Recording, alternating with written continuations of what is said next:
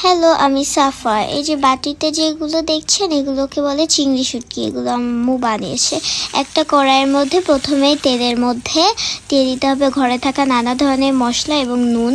তার ভিতরে আবার মরিচও দিয়ে দিতে হবে। তারপর যে চিংড়ি শুটকিগুলো ছিল দেখিয়েছিলাম প্রথমে, সেগুলো দিয়ে দিতে হবে এবং ভালো করে নাড়াচাড়া দিয়ে ওর ভিতরে আবার পানি ঢেলে দিতে হবে। তারপরে আবার নাড়াচাড়া দিতে হবে।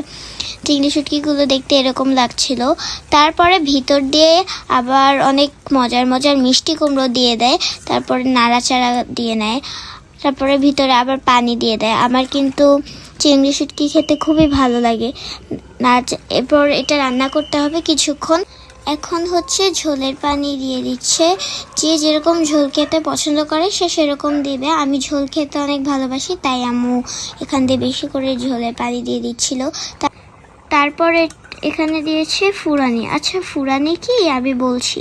ভাজা জিরা, ভাজা পেঁয়াজ, ভাজা রসুন বেটে একটা পেস্ট বানিয়ে সেটা লাস্টে দিয়ে দিয়েছে। এতে করে অনেক সুন্দর একটা ঘ্রাণ আসে তরকারি থেকে। আম্মু আমাকে গরম ভাতের সাথে চিংড়ি শুটকির তরকারিটা সার্ভ করেছে।